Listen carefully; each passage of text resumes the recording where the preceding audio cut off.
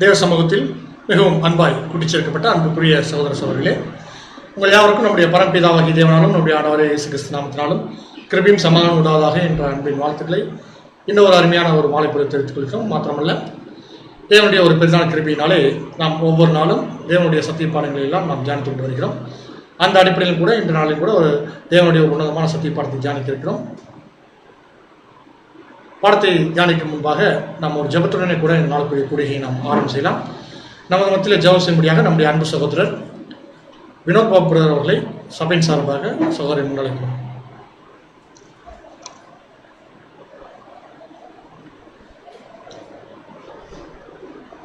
ஜெபம் செய்வோம். வானாதி வானங்களில் வீட்டிலிருந்து இந்த பூமியில் உள்ள உங்களுடைய பிள்ளைகளாக எங்களை நித்தமும் வழிநடத்தி வருகிறதான் அன்பின் நல்ல தகப்பனே.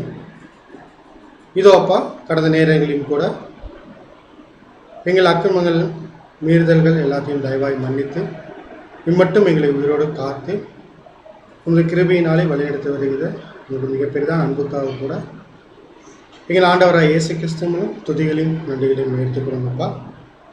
இதோப்பா, இந்த உலகத்திலே கோடான கோடி மக்களும் கல்விமான்களும் இருந்த போதும் கூட எங்களையும் நீர் இந்த உலகத்திலிருந்து உமது மிக பெரிதான கிருபையினாலே பிரித்து இன்றைய நாளிலும் கூட சகோதர வாயிலாக நீர் குறுக்கிருக்கின்ற அந்த உன்னதமான மன்னாக்காக கூட மீண்டுமாக எங்கள் ஆண்டவராக இயேசு கிறிஸ்து மூலம் துதிகளையும் நன்றிகளையும் எடுத்துக்கொள்ளுங்கப்பா. இந்த சத்திய பாடத்தை அனைத்திலும் கேட்டவர்கள் பிள்ளைகளாக நாங்கள் அதை எங்களை மனதிலே விதைத்து கொண்டு அதற்கேற்றபடி எங்கள் ஜீவித்தில் நாங்கள் வாழவும் தேவையான ஞானத்தையும் பரிசுத்தாவையும் கூட அதிகமாக தந்து ஆசீர்வாதத்தை வழிநடத்துங்கப்பா. நாங்கள் அழைக்கப்பட்ட அழைப்பையும் அதன் உன்னதத்தையும் புரிந்து கொண்டு அனுதினமும் கிறிஸ்தேசுக்களாக நாங்கள் வளர்ந்து வந்து நீர் எங்களை அழைத்த அழைப்புக்கு ஏற்ற பாத்திரமாக நாங்கள் வாழ தேவையான ஞானத்தையும் கூட அதிகமாக தந்து ஆசீர்வாதத்தை வழிநடத்துங்கப்பா. பேசுகின்றது ஆசனைக்கும் கேட்கிறதான எங்களுக்கும் தேவையான பரிசுத்தாவியை கொடுத்து இந்த ஒரு சத்திய பாடத்தை நாங்கள் புரிந்து கொண்டு எங்கள் வாழ்க்கையிலே பிரயோஜனப்படுத்திக் கொள்ள நீதான் எங்கள் கிருபை செய்துள்ளோம். இந்த கூட்டம் துவக்கம் முதல் முடிய வரைந்தும் உமது திவ்ய பிரசன்னம் இருந்து ஆசீர்வாதத்தை வழிநடத்த வேண்டுமாய் எங்கள் கர்த்தரும் அருமை இரட்சகரும் மனுக்குலத்தின் மீட்பெருமாகிய எங்கள் ஆண்டவராய் இயேசு கிறிஸ்துவின் வெளியேறப்பெற்ற நாமத்தில் இந்த ஒரு சிறிய மன்றாட்டை தாழ்மையாக எழுப்புவோம் நல்ல பிதாவே.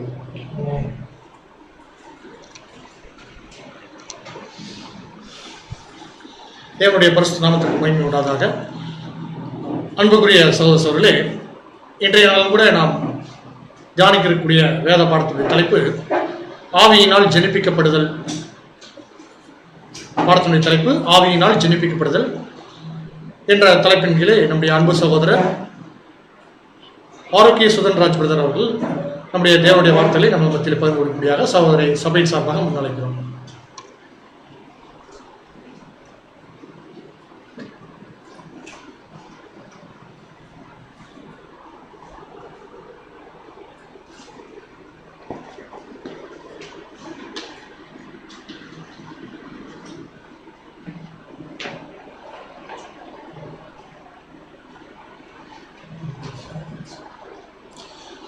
கிறிஸ்து இயேசுவுக்குள் பிரியமான சகோதர சகோதரிகளே, சர்வ வல்லமையுள்ள நம்முடைய பிதாவாகிய தேவனுடைய பரிசுத்தமான நாமத்தினாலும் அவர் நமக்கு ஆண்டவரும் அருமை இரட்சகருமாக தந்திருக்கிற இயேசு கிறிஸ்துவின் விளையேறப்பெற்ற பரிசுத்தமான நாமத்தினாலும் நம்ம யாவருக்கும் கிருபையும் சமாதானமும் உண்டாவதாக என்று வாழ்த்துகிறேன்.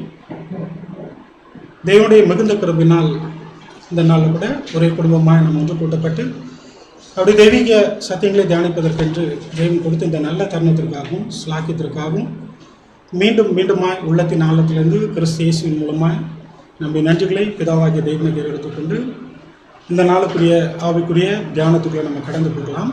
சகோதரர் சொல்லிய வண்ணமாக இந்த நாளில் நம்ம தியானிக்க இருக்கிற பாடத்தோட தலைப்பு ஆவியினால் ஜெனிப்பிக்கப்படுது, ஸ்டடி ஆன் ஸ்பிரிட் பெக்கெட்டல். இந்த தலைப்பு ரொம்ப ஒரு முக்கியமான ஒரு தலைப்பாக இருக்குது. வேத மாணவர்களுக்கு மத்தியில் பரிச்சயமான ஒரு தலைப்பாக கூட இருக்குது. இந்த தலைப்பு பார்த்திங்கன்னா உபதேசத்தின் அடிப்படையிலான ஒரு தலைப்பாக கூட இருக்குது. எந்த அளவுக்கு தியரட்டிக்கலாக இந்த உபதேசத்தை நம்ம பார்க்குறோமோ அந்த அளவுக்கு ப்ராக்டிக்கலாக இந்த உபதேசம் நம்முடைய வாழ்க்கையில் எந்த விதத்தில் ஒத்து போகுது அப்படின்னு நாம் பெற்றுக்கொண்டிருக்கிற அனுபவங்களோடு பொருத்தி பார்க்கக்கூடிய ஒரு தலைப்பாக இருக்குது. அது மாத்திரம் இல்லை, இந்த தலைப்பின் மேலான தியானம் எப்படிப்பட்டதாக இருக்குன்னா ஒரு ஃபவுண்டேஷனல் டாக்டரினாக கூட இருக்குது. அதாவது பார்த்தீங்கன்னா அப்போஸ்தலன் பவுல் சொல்கிறார், போடப்பட்டிருக்கிற அஸ்திபாரமாகிய இயேசு கிறிஸ்துவை அல்லாமல் வேறு அஸ்திபாரத்தை போட ஒருவராலும் கூடாது இல்லைங்களா. அப்போ பார்த்தீங்கன்னா அநேக சத்தியத்தின் வாயிலாக அநேக உபதேசங்கள் நம்ம கற்றுக்கொண்டு இருக்கிறோம். எல்லா உபதேசமும் ஃபவுண்டேஷனல் டாக்டரின் அப்படின்னு நம்ம சொல்வதற்கு இல்லை.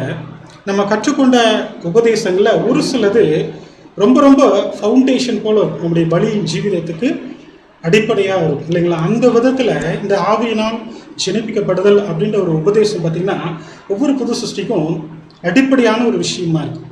இந்த அடிப்படைக்கு மேலே நம்ம என்ன பண்ணணும், நம்முடைய ஆவிக்குரிய மாளிகையை கட்டடத்தை கட்டி எழுப்பணும். அதை நம்ம எப்படி புரிஞ்சுக்கலாம், போடப்பட்டிருக்கிற அஸ்திபாரமாகிய கிறிஸ்துவை அல்லாமல் வேறு அஸ்திபாரத்தை போட ஒருவராலும் கூடாது இல்லைங்களா. ஸோ ஆவினால் ஜெனிப்பிக்கப்படுதல் அப்படின்ற தலைப்பின் கீழே இந்த ஒரே நாளில் நம்ம எல்லா விஷயத்தையும் கற்றுக்கொள்ள முடியாது.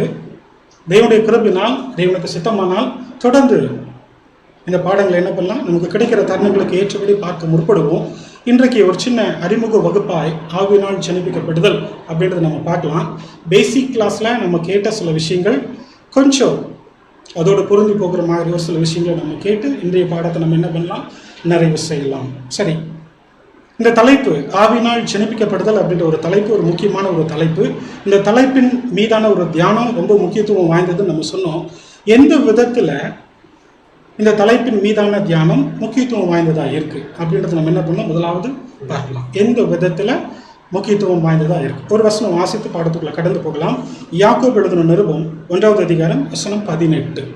யாக்கோபு 1ஆம் அதிகாரம் 18ஆம் வசனம், அவர் சித்தம் கொண்டு தம்முடைய சிருஷ்டிகளில் நாம் முதற்பலன் ஆவதற்கு நம்மை சத்திய வசனத்தினாலே ஜெனிப்பித்தார். பாருங்க, அவர் சித்தம் கொண்டு அவருடைய சிருஷ்டிகளில் நாம் முதற் பலன்கள் ஆவதற்கு நம்மை சத்திய வசனத்தினால ஜெனிப்பித்தார். தேவனுடைய சித்தம் அழைக்கப்பட்டிருக்கிற நாம் என்னவாகணும், முதற் பலன்களாய் ஆக வேண்டும். அதற்காக அவர் என்ன பண்ணியிருக்கார், நம்மை சத்திய வசனத்தினால ஜெனிப்பித்திருக்கிறார். நாமும் கூட இன்றைக்கு சத்திய வசனத்தினால் ஜெனிப்பிக்கப்பட்டவர்கள் என்ற நம்பிக்கையோடு கூட தான் இந்த பாடத்தை என்ன பண்ணிட்டு இருக்கிறோம், கேட்டுட்டு இருக்கோம். அப்படிப்பட்ட விசுவாசம் நமக்குள்ள கட்டாயம் இருக்கு இல்லைங்களா. இருந்தாலும் அந்த விசுவாசத்தையும் அந்த நம்பிக்கையும் சீர்தூக்கி பார்க்கக்கூடிய கடமையும் நமக்கு இருக்கு. வெறுமனே இந்த விசுவாசம் நம்பிக்கை மாத்திரம் போதுமானதாக இல்லாமல் அதை சத்திய வசனத்தோடு கூட பொருத்தி பார்த்து சரிப்படுத்திக் கொள்ளக்கூடிய கடமையும் நமக்கு இருக்கு. ஏன்னா இது எப்படிப்பட்ட உபதேசமாக இருக்கு, ஒரு அடிப்படையான ஃபவுண்டேஷனல் டாக்டரினா இருக்கு. சரிங்களா, இப்போ நம்ம கடந்து போகலாம். இந்த ஆவியினால் ஜெனிப்பிக்கப்படுதல் தேவனுடைய தெய்வீக திட்டத்தில், மிகப்பெரிய இந்த தெய்வீக திட்டத்தில் ஒரு முக்கியமான ஒரு அம்சமாக இருக்கு. அந்த தெய்வீக அம்சம் பார்த்தீங்கன்னா ஒரு குறிப்பிட்ட காலப்பகுதியோட தொடர்புடைய ஒரு விஷயமா இருக்கு. பாருங்க, நமக்கு முன்பதாக தேவனுடைய தெய்வீக திட்டம் அந்த சார்ட் பார்த்தீங்கன்னா போடப்பட்டிருக்கு. அந்த சார்ட் எங்கே ஆரம்பிக்குது, 1ஆம் உலகத்தில் ஆரம்பிக்குது, 2ஆம் உலகம், 3ஆம் உலகம். அந்த 3ஆம் உலகத்தில் பார்த்தீங்கன்னா யுகா யுகம்னு சொல்லப்படுற விஷயத்தில் அப்படி பார்த்தீங்கன்னா எண்ட் இல்லாமல் அப்படியே விட்டுருக்குறாங்க. இட்ஸ் கோயிங் ஆன் அப்படின்னு சொல்கிற மாதிரி அது பார்த்தீங்கன்னா அப்படியே விட்டுருக்குறாங்க. இப்போ 1ஆம் உலகம்னா 1ஆம் உலகத்துக்கே உரிய சில ஸ்பெஷல் ஃபியூச்சர்ஸ் இருக்குது. 2ஆம் உலகம்னா அதற்கே உரிய சில விஷயங்கள் இருக்குது. 3ஆம் உலகம்னா அதற்கே உரிய சில விஷயங்கள் பார்த்தீங்கன்னா இருக்குது. இதெல்லாம் நம்ம பேசிக்காக என்ன பண்ணியிருக்கிறோம், பார்த்துருக்குறோம் இல்லைங்களா. இப்போ நம்ம பார்க்க போகிறது என்ன, பார்த்து கொண்டிருப்பது என்ன, ஆவியினால் ஜெனிப்பிக்கப்படுதல். இந்த ஆவியினால் ஜெனிப்பிக்கப்படுதல் தேவனுடைய தெய்வீக திட்டத்தில் எங்கே ஆரம்பிக்குதுன்னு பார்த்தீங்கன்னா 2ஆம் உலகத்தில் ஆரம்பிக்குது. 2ஆம் யுகத்திலையும் எஸ்பெஷலி எங்கே ஆரம்பிக்குது, சுவிசேஷ யுகத்தில் ஆரம்பிக்குது இல்லைங்களா. இப்போ பார்த்தீங்கன்னா முதல் உலகத்தில் இல்லை, முதல் உலகத்தை தொடர்ந்து 2ஆம் உலகத்தில், முற்பிதாக்கள் யுகத்தில் இல்லை, யூதர்களுடைய யுகத்தில் இல்லை, 2ஆம் உலகம் முடிந்த பிறகு தொடங்கக்கூடிய 1000 வருட அரசாட்சியில் இல்லை. எல்லாத்துக்கும் இடைப்பட்ட இந்த சுவிசேஷ யுகத்தில், 2ஆம் உலகத்தில் சுவிசேஷ காலப்பகுதியில் பார்த்தீங்கன்னா இந்த ஆவியினால் ஜெனிப்பிக்கப்படுதல்ன்ற ஒரு தெய்வீக அம்சம் நடைபெறக்கூடிய ஒரு நிகழ்வாய் பார்த்தீங்கன்னா இருக்கு இல்லைங்களா. இன்னையும் ஆழமாக சொல்லணும்னா, இன்னைக்கு புரிந்துக்கிற விதத்தில் சொல்லணும்னா, கிறிஸ்துவில் ஆரம்பித்து சுவிசேஷ யுகத்தில் யார் ஃபஸ்ட்டு முதல் புது சிருஷ்டியாக இருந்தார் அப்படின்னு பார்த்தீங்கன்னா, முதல் ஆவியில் ஜெனிப்பிக்கப்பட்டவராக இருந்தார் பார்த்தீங்கன்னா நம்முடைய ஆண்டவராகிய இயேசு கிறிஸ்து. ஸோ கிறிஸ்துவில் ஆரம்பித்து எங்கே முடியுது, கிறிஸ்துவின் சரீரமாகிய சபையுடைய கடைசி அங்கத்தோடு கூட நிறைவடையும். இன்னும் ஆழமாக சொல்லணும்னா, கிறிஸ்துவின் சரீரமாகிய சபையோட கடைசி அங்கம் செலக்ட் பண்ணப்பட்டு இன்னைக்கு கொஞ்ச காலப்பகுதி கடந்து இந்த ஆவியில் சிறப்பிக்கப்படுதல் ப்ராசஸ் என்ன பண்ணும், முற்று பெறும் அப்படின்னு பார்த்தீங்கன்னா வேதம் சொல்லுங்க. சரிங்களா? இப்போ பாருங்க, இந்த டிவைன் பிளான் ஷார்ட்ல ஏகப்பட்ட கோடுகள் வெர்டிகலா இருக்கு, ஏகப்பட்ட கோடுகள் ஹரிசாண்டலா இருக்கு. வெர்டிகலா இருக்கிறதுக்கு என்ன அர்த்தம் நமக்கு தெரியும், ஹரிசாண்டலா இருக்கிறதுக்கு என்ன அர்த்தம் நமக்கு தெரியும். இப்போ நம்ம பார்த்துட்டு இருக்கிற இந்த ஆவியில் சிறப்பிக்கப்படுதல் அப்படின்றது இந்த டிவைன் பிளான் ஷார்ட்ல எதை அடையாளப்படுத்தும்? அதாவது எந்த கோடு இந்த ஆவியில் சிறப்பிக்கப்படுதல சுட்டி காண்பிக்கிறதா இருக்குது அப்படின்னு பார்த்தா என்ன சொல்லுவோம்? சுவிசேஷத்துல மாத்திரம் நடக்கக்கூடிய நிகழ்வா இருக்குது. பார்த்தீங்கன்னா எம்னு ஒரு கோடு இருக்கு பாருங்க.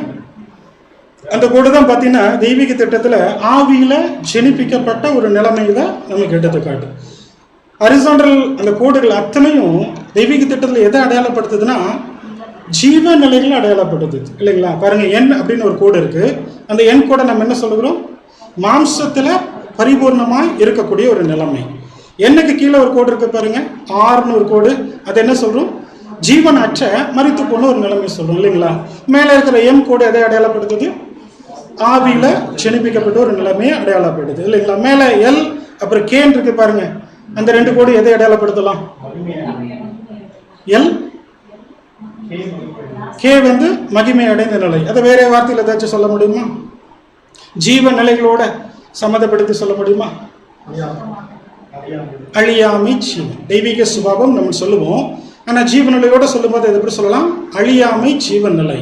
அப்ப எல் அப்படின்ற கூட எதை அடையாளப்படுத்தலாம்? தூதர்களுடைய நிலை அப்படின்னு நம்ம சொல்லலாம். ஆனா என்ன ஜீவநிலை? நித்திய ஜீவன்.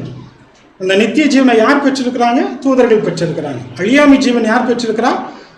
நம்முடைய சர்வ வல்லமையுள்ள தேவன் பெற்றிருக்கிறார். அதற்கு பிறகு ஆண்டவராகிய இயேசு கிறிஸ்து இல்லைங்களா? அப்ப பார்த்தீங்கன்னா இந்த எல் கோடும் சுவிசேஷத்துல தான் ஆரம்பிக்குது, சுவிசேஷம் முடியும் போது தான் முடியுது. எல் கோடும் கே கோடும் பார்த்தீங்கன்னா அதே மாதிரி தான் இருக்குது இல்லைங்களா? ஆனால் கொஞ்சம் 1000 வருட அரசாட்சியில் இது என்ன ஆகுது? எக்ஸ்டெண்ட் ஆகுது. ஆனால் சுவிசேஷத்துக்கு முன்பதாக அந்த கோடு இருக்கிற மாதிரி வரைபடத்தில் இல்லை. இது சரியா? அப்போ நித்திய ஜீவனும் அழியாமைன்ற ஜீவனும் சுவிசேஷத்தில் மாத்திரம்தான் உருவாக்கப்பட்டுச்சா அந்த ஜீவநிலைகள்? அப்படி இல்லை. ஆக்சுவலி பார்த்தோம்னா அந்த கோடு எப்படி இருக்குன்னா, என் கோடு இருக்கு பாருங்க, அதுக்கு முன்பதாக சாட்டுக்கும் முன்பதாகவே இருந்திருக்கும் இல்லைங்களா? தூதர்கள் எப்படி சிருஷ்டிக்கப்பட்டாங்க நமக்கு தெரியாது.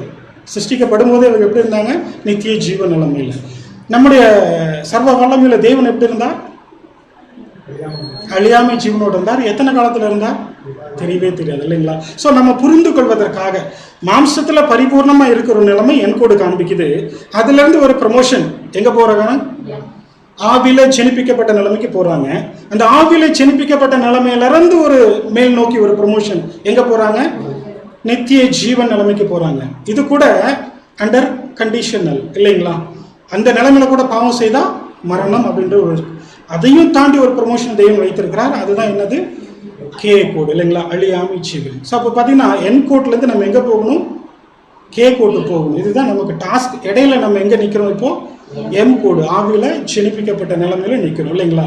ஸோ அப்போ இந்த ஆவியில் சினிப்பிக்கப்படுதல் நிலைமை சுவிசேஷ யுகத்திலேயே தொடங்கி சுவிசேஷ யுகத்திலேயே முடியுது அப்படின்னு நம்ம பார்த்தோம் இல்லைங்களா?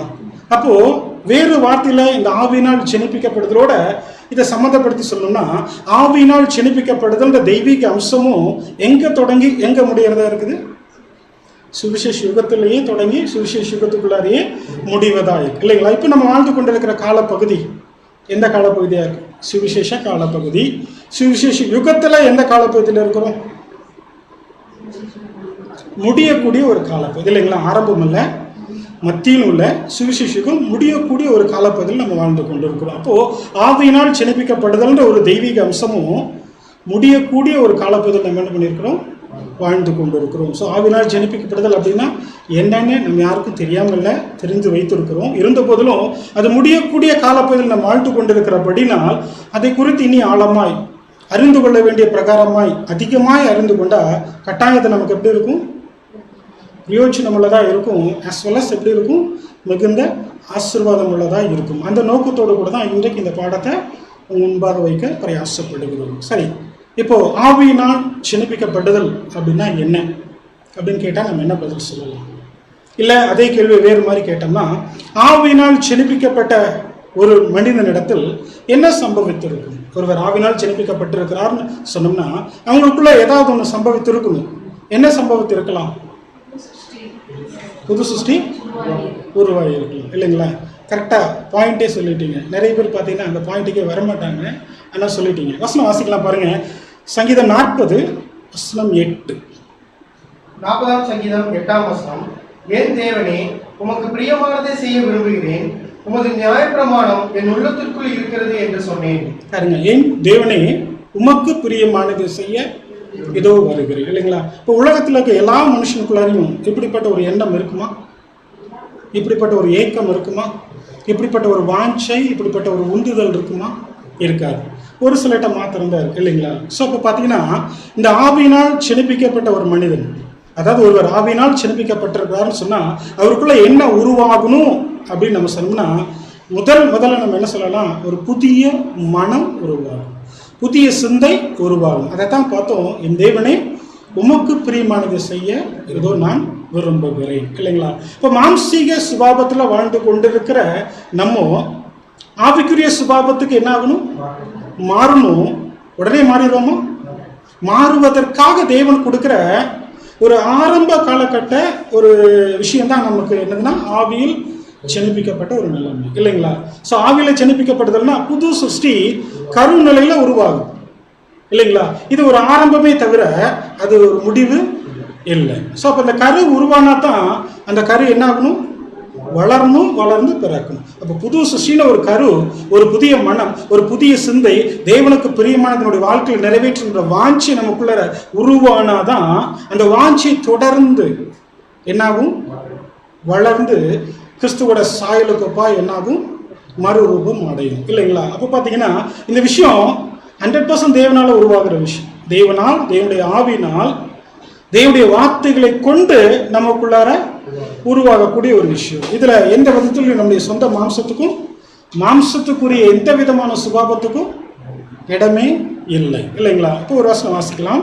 1 பேதுரு 1ஆம் அதிகாரம் வசனம் 23. 1 பேதுரு 1ஆம் அதிகாரம் 23ஆம் வசனம். அழிவுள்ள வித்தினாலே அல்ல, என்றென்றைக்கும் நிற்கிறதும் ஜீவனுள்ளதுமான தேவ வசனமாக்கிய அழிவில்லாத வித்தினாலே மறுபடியும் ஜெனிப்பிக்கப்பட்டிருக்கிறீர்களே. பாருங்க, மறுபடியும் ஜெனிப்பிக்கப்பட்டு இருக்கிறீர்களே அப்படின்னு அப்போஸ்தலனாகிய பேதுரு நமக்கு சொல்லுகிறார். நான் மறுபடியும் ஜெனிப்பிக்கப்பட்டு இருக்கிறோம். அப்ப ஏற்கனவே நமக்கு ஒரு பிறப்பு, ஒரு ஜெனிப்பித்தல் நடந்து இருக்கு இல்லைங்களா? அந்த ஜெனிப்பித்தல் எப்படிப்பட்டது? மாம்சத்துல நாம் ஜெனிப்பிக்கப்பட்டிருக்கிறோம். அழிவுக்குரிய ஒரு வித்துல நாம் என்ன பண்ணியிருக்கிறோம்? முன்பதாக ஜெனிப்பிக்கப்பட்டிருக்கிறோம். இப்பொழுது மறுபடியும் ஜெனிப்பிக்கப்பட்டிருக்கிறோம். எப்படி? அழிவில்லாத வித்தாகிய தேவனுடைய வசனத்தினால் நம்ம என்ன பண்ணியிருக்கிறோம்? ஜெனிப்பிக்கப்பட்டிருக்கிறோம் இல்லைங்களா? இப்போ பார்த்தீங்கன்னா ஆவினால் ஜெனிப்பிக்கப்படுதல் அப்படின்னா நமக்குள்ளார தேவனுடைய சித்தத்துக்கு ஏற்றபடி ஜீவிக்க வேண்டும் என்கிற ஒரு புதிய மனது உருவாகுது அப்படின்னு பார்த்தோம். ஒருவர் ஆவினால் ஜெனிப்பிக்கப்பட்டிருந்தால் அவருக்குள்ள என்ன மாற்றம் சம்பவித்திருக்கும் அப்படின்ற கேள்விக்கும் அதே பதில் தான். அவங்களுக்குள்ள என்ன இருக்கணும்? மற்ற எல்லாரை போலவும் அல்லாமல் தேவனுக்கு பிரியமானதை செய்ய வேண்டும் என்கிற மனம் உருவாகி இருக்கணும் அப்படின்றத பார்த்தோம். அந்த உருவான மனம் எப்படி உருவாகுதுன்னு பார்த்தோம். எந்த விதத்திலும் தங்களுடைய சொந்த மாம்சத்தின் உதவினால் அல்ல, தேவனுடைய வசனத்தினால, தேவனுடைய ஆவினால உருவாக்கப்படுது அப்படின்னு பார்த்தோம். சரி, இந்த ஆவினால் ஜெனிப்பிக்கப்படுவதற்கு, அதாவது ஒருவர் ஆவினால் ஜெனிப்பிக்கப்படுவதற்கு ஏதாவது தகுதிகள் தேவைப்படுகிறதா? தேவன் ஒரு மனிதனை ஆவியினால் ஜெனிப்பிக்க அவரிடத்துல ஏதாவது ஒரு தகுதி எதிர்பார்க்கிறாரா? இப்படி ஒரு கேள்வி வைத்தா நம்ம என்ன பதில் சொல்லலாம்? எந்த தகுதி இல்லையா?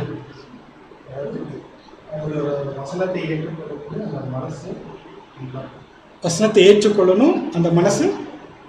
கரெக்ட் தான், சொல்லுங்க. எண்ணம் பிரதர் கரெக்டாக தான் சொல்றாரு. ரொம்ப எளிமையா சொல்லணும்னா, ஒரு மனிதனை ஆவியினால் ஜெனிப்பிக்க தேவன் அந்த மனிதன் இடத்துல என்ன எதிர்பார்க்காருன்னு பார்த்தீங்கன்னா, ரொம்ப சிம்பிளா எளிமையா சொல்லணும்னா 2 விஷயங்கள். ஃபர்ஸ்ட், அந்த மனுஷன் தேவன் என்ன எதிர்பார்க்கிறாருன்னா, தன்னை பாவின்னு உணரணும், மனம் திரும்பணும். சரிங்களா? 2வது அவர் என்ன எதிர்பார்க்கிறாருன்னா, மனம் திரும்பி இருக்கிற மனதை தேவனுக்கு என்று என்ன பண்ணணும்? அர்ப்பணம் பண்ணணும். 2 விஷயங்கள் திரும்ப உங்களுக்கு சொல்லுகிறேன். ஒருவர் தன்னை பாவின்னு உணரணும், அதாவது மனம் திரும்பி இருக்கணும். மனம் திரும்பி இருக்கிற தன்னுடைய மனதை என்ன பண்ணும்? தேவனுக்கு என்று அர்ப்பணித்து. இந்த ரெண்டு விஷயத்தை தேவன் என்ன பண்ணுகிறார்? கம்பல்சரி ஒரு மனுஷன்ட்ட எதிர்பார்க்கிறார். இது இருக்கிற மனிதனை தேவன் என்ன பண்ணுகிறார்? தம்முடைய ஆவியினால ஜெனிப்பிக்கிறார். இது எளிமையா இருக்கு. கொஞ்சம் டீப்பா அதை நம்ம பார்க்கணும்னு சொன்னோம்னா, நம்முடைய மூத்த சகோதரர் இந்த விஷயத்தை குறித்து பிரதர் ரசல் என்ன சொல்றாருன்னு பார்த்தீங்கன்னா, ஒருவர் ஆவியினால் ஜெனிப்பிக்கப்படுவதற்கு முன்பு அவரிடத்தில் காணப்பட வேண்டிய இல்லைன்னா அவரிடத்தில் நிறைவேற வேண்டிய விஷயங்கள், அம்சங்கள் அப்படின்னு சொல்லி ரெண்டு விஷயத்த சொல்லுகிறார். நம்ம ஏற்கனவே பார்த்த விஷயத்தை தான் மூத்த சகோதரி இப்படி சொல்லுகிறார். அவரிடத்தில் காணப்பட வேண்டிய அல்லது அவரிடத்தில் நிறைவேற வேண்டிய அம்சங்கள் அப்படின்னு சொல்லிட்டு ரெண்டு விஷயத்த சொல்லுகிறார். என்னன்னா, ஒரு மனிதன் தெய்வீக வெளிச்சத்துல தன்னை பாவின்னு என்ன பண்ணும்? உணரணும். ரெண்டாவது, தன்னுடைய சொந்த பாவங்களுக்காக எந்த விதத்திலையும் பிராயச்சித்தம் தேடாமல், என்னை எப்படி தேடினாலும் அதுல பாவ மன்னிப்பு இல்லை என்பதை உணர்ந்தாதான் அவங்க என்ன பண்ண முடியும்? அந்த பாவ மன்னிப்புக்காக ஆண்டவராக இயேசு கிறிஸ்துவை நோக்கி வர முடியும், இல்லைங்களா? இப்போ பார்த்தீங்கன்னா பாவி என்று உணரணும் தெய்வீக வெளிச்சத்துல.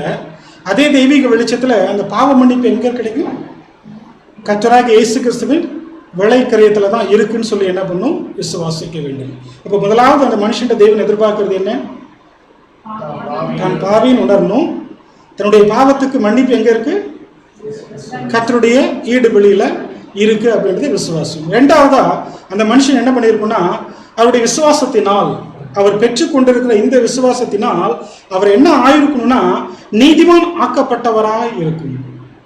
விசுவாசத்தினால் நீதிமான் ஆக்கப்பட்ட நிலைமை. இது நமக்கு தெரிஞ்ச விஷயம் தான், தெரியாத எந்த ஒரு விஷயம் இல்லை, ரொம்ப ரொம்ப பேசிக்கான ஒரு விஷயம் இல்லைங்களா? அப்போ முதலாவது பாவி என்று உணரணும். இந்த பாவத்திற்கு கர்த்தரிடத்துல மாத்திரம்தான் மன்னிப்பு இருக்கு, அவருடைய கர்த்தருடைய விளைக்கிரியத்துல மாத்திரம்தான் மன்னிப்பு இருக்குன்றதை உணரணும். ரெண்டாவது, அவர் பெற்றிருக்கிற இப்படிப்பட்ட விசுவாசத்தினால என்ன பண்ணிருக்கணும்? நீதிமான் ஆக்கப்பட்ட நிலைமையில இருக்கணும். நீதிமான் ஆக்கப்பட்ட நிலைமையில இருந்து தன்னுடைய பலிகள் என்ன பண்ணணும்? அவர் செலுத்த வேண்டும், இல்லைங்களா? ஸோ அப்போ இந்த விசுவாசத்தினால் நீதிமான் ஆக்கப்பட்ட நிலைமைன்னு சொல்றோம் பார்த்தீங்களா? அதை வேறு விதத்தில் ஏதாவது சொல்ல முடியுமா? முதலாவது கர்த்தர் இயேசு விசுவாசிக்கணும்னு பார்த்தோம். ரெண்டாவது, இந்த விசுவாசத்தினால் அவர் நீதிமான் ஆக்கப்பட்டவராக இருக்கணும்னு பார்த்தோம். நீதிமான் ஆக்கப்பட்ட நிலைமையிலிருந்து தன்னுடைய பலிகளை தேவனுக்கு என்று செலுத்தணும் அப்படின்னு பார்த்தோம், இல்லைங்களா? அப்போ இந்த விசுவாசத்தினால் நீதிமான் ஆக்கப்பட்ட நிலைமையை வேறு விதமான வார்த்தைகளை சொல்ல முடியுமா அப்படின்னு பார்த்தீங்கன்னா சொல்லலாம். நீதிமானாக எண்ணப்படுதல், ஆல்மோஸ்ட் 2:1. புது சிருஷ்டி, இன்னி வேற ஏதாவது. மூத்த சகோதரர் ரொம்ப அருமையாக சொல்லுகிறார். பார்த்தீங்கன்னா ஒன்றும் இல்லை, விசுவாசத்தினால் நீதிமான் ஆக்கப்பட்டவர், நீதிமானாக எண்ணப்படுகிறவர் அப்படின்னு அவங்க எப்படி புரிஞ்சுக்கலாம்னா, பாவ மன்னிப்புக்காக தான் யாரை தேடுறாங்கன்னு? கர்த்தராகிய இயேசு கிறிஸ்துவை தேடுறாங்க. வேற ஏதாவது தேடுறாங்களா? இல்லை. அப்போ அந்த பாவங்கள் மன்னிக்கப்பட்டதனுடைய உறுதியை, நிச்சயத்தை பெற்றுக்கொள்வதுதான் நீதிமான் அப்படின்னு எண்ணப்படுகிற நிலைன்னு சொல்லுகிறார். பாவங்கள் மன்னிக்கப்படுவதற்காக கர்த்தராகிய இயேசு கிறிஸ்துவை நோக்கி பார்க்கணும், விசுவாசிக்க வேண்டும், முதலாவது பாயிண்ட். ரெண்டாவது, அந்த விசுவாசத்தினால் அவங்க நீதிமான் ஆக்கப்பட்டவர்களா மாறணும், எண்ணப்படணும், இல்லைங்களா? இதைத்தான் அவர் வேறு விதத்தில் சொல்லுகிறார். பாவ மன்னிப்பு நிச்சயத்தை, இந்த பாவங்கள் மன்னிக்கப்பட்டதோட உறுதியை ஒரு மனிதன் தனக்குள்ள என்ன பண்ணியிருக்கணும்? பெற்றுக்கொண்டு இருக்கணும். அந்த பாவ மன்னிப்பு அதோட நிச்சயம், அந்த உறுதியை பெற்றுக்கொண்டு இருக்கும் போது அவங்க எப்படி இருக்கிறாங்க? சுத்திகரிக்கப்பட்டவங்களா இருக்கிறாங்க, இல்லைங்களா? சுத்திகரிக்கப்பட்டவர்களா இருக்கிறாங்க. இந்த சுத்திகரிக்கப்பட்ட பேஸ்ல இருந்து அவங்களுக்கு தங்களுடைய பலிகள் என்ன பண்ணும்? தேவனுக்கு என்று சொல்லுது, இல்லைங்களா? ஆசரிப்பு கூடாரத்துல பழைய ஏற்பாட்டு காலத்துல தேவனுக்கு என்று நிறைய பலிகள் செலுத்துறது நம்ம என்ன பண்ணியிருக்கோம்? பார்த்துருக்கோம். இஸ்ரவேலர்களுக்கு தேவன் சொல்லி கொடுத்திருக்கிறார். செலுத்த வேண்டிய பலி எப்படி இருக்கும்னு கர்த்தர் சொல்லுகிறார். தேவனாகி கர்த்தர் சொல்லுகிறார், மனப்பூர்வமா இருக்கணும், பழுது இல்லாமல், இல்லைங்களா?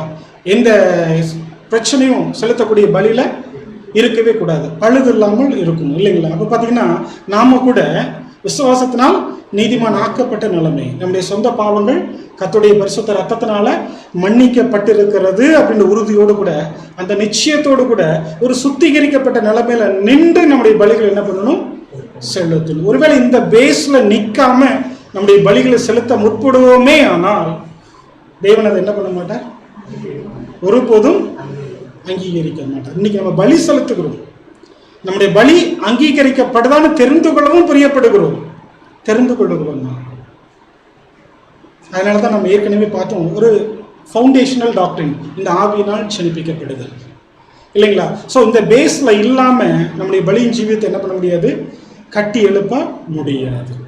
நான் வாழ்ந்து கொண்டு இருக்கிற வாழ்க்கை தேவனுக்கு பிரியமா இருக்கா, நான் அன்றாடம் செலுத்துகிற பலி தேவனுக்கு உகந்ததா இருக்கா அப்படின்னு நம்ம செக் பண்ணணும்னு சொன்னோம்னா, இந்த சுத்திகரிக்கப்பட்ட ஒரு நிலைமை நமக்குள்ள என்ன இருக்கணும், இருக்குதுன்ற ஒரு நிச்சயத்தை நீங்களும் நானும் விசுவாசிக்கிற அத்தனை பேரும் பெற்றிருக்கும், இல்லைங்களா? ஸோ அப்போ பார்த்தீங்கன்னா இந்த நிலைமையில இருந்து அவங்களுடைய அர்ப்பணிப்பை தான் தேவன் என்ன பண்ணுகிறார், ஏற்றுக்கொள்கிறார். இப்போ வசனத்தை வாசிக்கலாம். ரோமர் 12வது அதிகாரம் வசனம் 1 மற்றும் 2. ரோமர் 12ஆம் அதிகாரம் 1 மற்றும் 2ஆம் வசனம். அப்படி இருக்க சகோதரரே, நீங்கள் உங்கள் சரீரங்களை பரிசுத்தமும் தேவனுக்கு பிரியமான ஜீவ பலியாக ஒப்புக் கொடுக்க வேண்டும் என்று தேவனுடைய இரக்கங்களை முன்னிட்டு உங்களை வேண்டிக் கொள்கிறேன். இதுவே நீங்கள் செய்யத்தக்க புத்தியுள்ள ஆராதனை. நீங்கள் இந்த பிரபஞ்சத்திற்கு ஒத்த வேஷம் தெரியாமல் தேவனுடைய நன்மையும் பிரியமும் பரிபூர்ணமான சித்தம் இன்னதென்று பகுத்தறியத்தக்கதாக உங்கள் மனம் புதிதாகிறதுனாலே மறுரூபமாகுங்கள். பாருங்க, 2 வசனம் அடிக்கடி நம்முடைய எல்லா பாடத்துலையும் ஏதாவது ஒரு விதத்தில் இந்த வசனம் என்ன ஆயிரும், வந்துடும், இல்லைங்களா? மனப்பாடமா நமக்கு தெரியும். தூங்கிட்டு இருக்கப்ப எழுப்பி ரோமர் 12:1-2 என்னன்னு கேட்டால் கூட சொல்லிடுவோம். அந்த அளவுக்கு வேத மாணவர்கள் மத்தியில் பரிச்சயமான ஒரு வசனம், இல்லைங்களா? இந்த வசனம் சொல்லுது, முதல் வசனம் என்ன சொல்லுது, இதுவே நீங்கள் செய்யத்தக்க எது, நம்முடைய சரீரங்களை பரிசுத்தமான ஜீவ பலியாய் ஒப்பு கொடுத்தல். 2வது வசனம் என்ன சொல்லுது, நன்மையும் பிரியமான பேட்டரி